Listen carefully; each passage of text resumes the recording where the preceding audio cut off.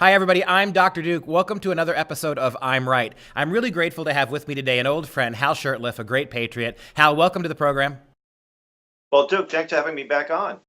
My pleasure. And look, we're going to talk about Ryan Clayton today. And if that's a name you haven't heard, you really do need to know it. Ryan Clayton recently came to infamy by attending the Capitol building in Washington, D.C., and screaming horrible things about Trump being a traitor, actually threw some Russian paper flags at the president. This made national news.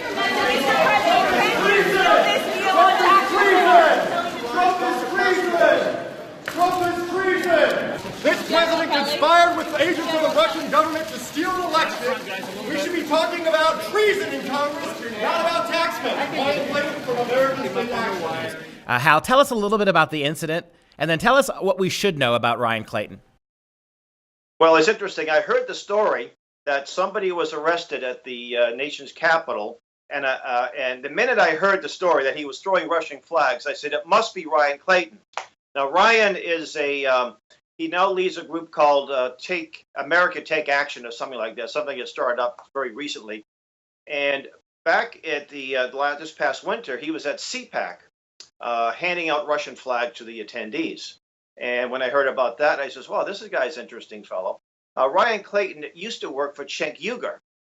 We all know beloved Cenk of the Young Turks, that progressive free-thinking YouTube channel named after the Turks who, in honor of the Turks who committed genocide against the Armenians. And we know that Cenk had been a Holocaust denier. I guess when you deny the Armenian Holocaust, that's a politically correct Holocaust, so you can get away with it, still have credibility.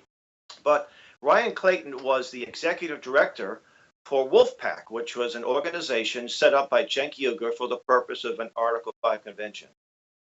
Right, and this is the real interesting fact. He's a rabble-rouser. He's a liberal progressive operative. He's a troublemaker. He's what you and I would call a professional troll, right? He goes to CPAC. He doesn't have an original thought in his head. He just likes to troll other people with his thoughts. But the important thing here is the Article 5 convention. Talk about his role in the Article 5 convention, and tell our listeners again, real quickly, what the Article 5 convention is and why we should be wary of it. Well, Article 5 under the U.S. Constitution calls for two ways to amend the Constitution. The first one is the only one we've ever used. That's where 2/3 of the U.S. House and Senate propose an amendment. Then it goes to the states for approval, for ratification. You need 3/4 of the states. The other way is through a convention where 2/3 of the states apply for a call, and then once the 2/3 are in, Congress will call for a convention.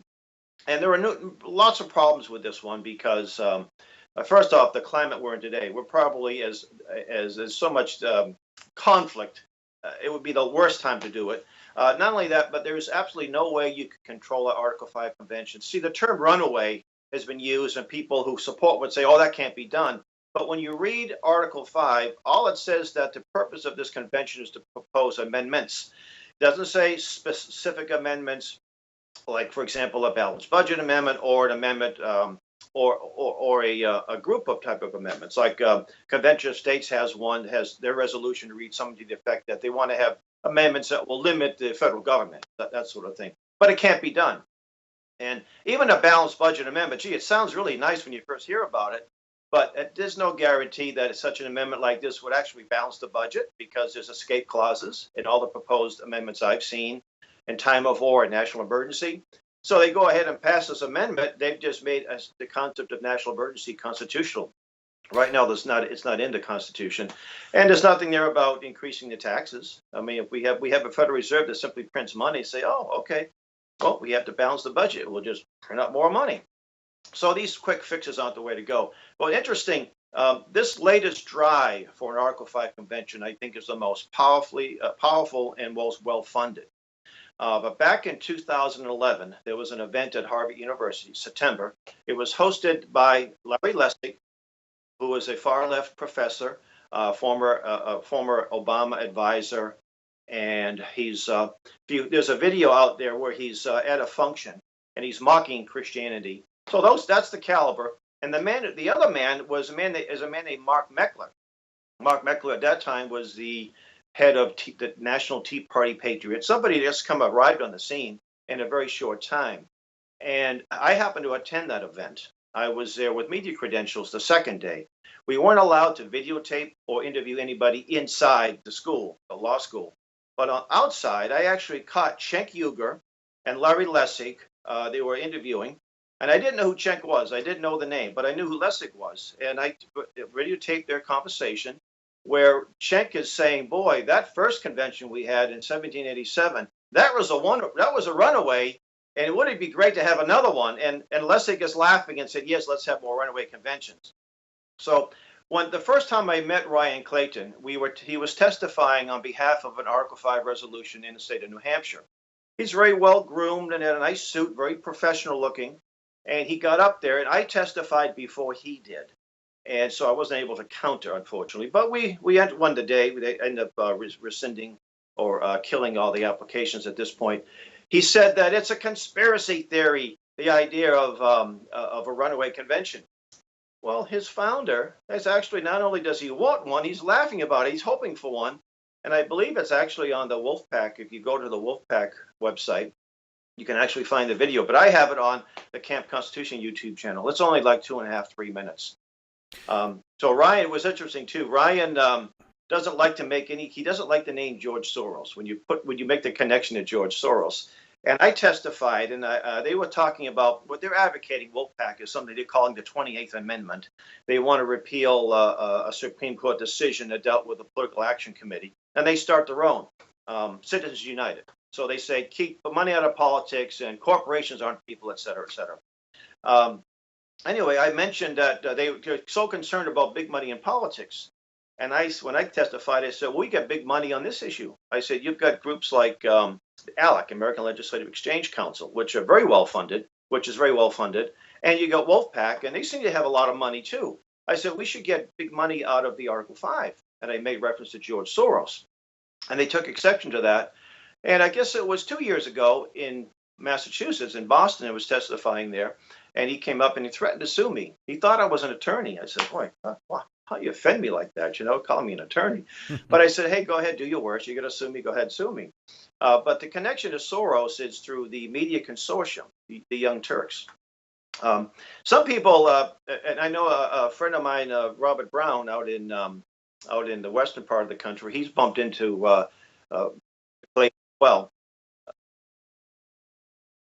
So, it's really interesting to me, Hal, is what you said is exactly right. I want the people listening there's a lot of conservatives, a lot of Republicans who think they want a constitutional convention. They think that this is wonderful. We can get term limits. We can get budgets passed. But ask yourself this. There are already laws on the books. We have the Constitution. We have all the founding laws, the founding documents. Which of those are you willing to lose? Are you willing to lose the Second Amendment to get budget considerations? Are you willing to lose the First Amendment? Think about how on college campuses, progressives are actually attacking the very notion of free speech. You open the Constitution up this way, and as you said, you cannot limit a constitutional convention. You cannot decide that these are the three issues we're going to talk about and nothing else. And so all these really radical, sinister, dark lefties out there who are giggling in private about the possibility of a constitutional convention will give you your stupid term limits. You give us the Second Amendment. We'll give you, this weird little budget proposal that Congress is free to ignore anyhow. You let us put restrictions on the First Amendment too. This is something that has to be said. Ryan Clayton is an agitator. He works for agitators that go all the way up to George Soros. His nonsense at throwing flags at the president or at CPAC, screaming about treason and collusion. Have you seen, Ryan, since it's been discovered that the Russians had much more to do with Clinton and uranium than they ever had to do with Trump? Have you seen him since? Oh, it's fascinating, too, is when the left cries treason, you know something's wrong. Treason is a crime against a nation. And so they're actually advocating a sense of nationalism when you say you're committing treason. And, there's so much documentation about the United States, elements of the United States that have aided and abetted the Soviet Union since the Bolshevik Revolution. And this information doesn't get out to the extent it does. Anthony Sutton, the late Anthony Sutton, has written numerous books on the subject. Wall Street and I think it was called Wall Street and the Bolshevik Revolution. Then he wrote a book in the early 80s or mid 80s. It was called The Best Enemy Money Can Buy. So it's all well documented. And so the idea that somehow Donald Trump is colluding with Putin to through the election is just ridiculous. And meanwhile, as we said, they're not terribly interested about Russian uranium, right? Russians cornering the market on uranium and paying Bill Clinton handsome money for that. It's funny right. that what we heard for months about Trump and Russian collusion, now that it seems like the Democrats are more implicated than the Republicans, boom, absolute radio silence. And it becomes a non-issue, dude. That's absolutely right. Well, let's get back to a little bit about the Article 5 convention. Right now, there's 27 states that have extant applications. We have to, and all they need is another 7. And there's lots of applications that are sitting in state houses. In fact, Massachusetts will be hearing one in a couple of days. I don't think it has a chance of passing, but you can never take anything for granted. And I say that our side, the Article 5 opponents, I say we're being outspent about 1,000 to 1. New Hampshire was a case in point. They had Larry Lessig's group. They had a group. He started another one called Mayday PAC. So here's a guy that wants to end PACs, but he's starting PACs all the time. And these super PACs that donate money to people in the state, they haven't won any of the elections of the people that they're spending this money to. And then you have the Convention of States, which is a so-called conservative group that's pushing one. And I want to point out that I know some really decent patriotic Americans that have backed this Convention of States. Some of them have reconsidered. I know that one of the sponsors in Maine of an Article 5 resolution 4 years ago, he's completely done a 180 and realizes the dangers of that. But there's a lot of nastiness going on. A couple of years ago, I was among a few that were accused of bribing a New Hampshire state senator. The Convention of States sent out an email. And it was kind of funny because I got a hold of the state senator was furious. But I got a hold of another guy, a senator. He says, "Oh, how much did he charge?" You know, he was kidding. But that's the kind of depth they'll go to try to discredit the opponents of an Article 5 convention. And by the way, the New American Magazine just carried an article about the Nation. I think it was the Nation magazine that is advocating an Article 5 convention. Yep, radical lefty. When people like George Soros and The Nation magazine, which is nothing more than a pseudo-Bolshevik rag, when they come out for Article 5 conventions, it ought to make every conservative, every Republican in this country very, very wary about opening up the Pandora's box of the Constitution. Say the last word, if you don't mind, Hal, about Ryan Clayton and what we can do to fight the Ryan Claytons of the world. Well, I think exposure is what really needs to be done. I don't think we need to be going around throwing flags at people and screaming and yelling. I think just exposing people like him. He was actually harassing a lady that was involved with Veritas, the group that's exposing some of the leftists. And he was at one of their parties, I think it was in New York City, where he was forcibly removed from that gathering. So I think once people see who he is, they know that he's there to cause trouble.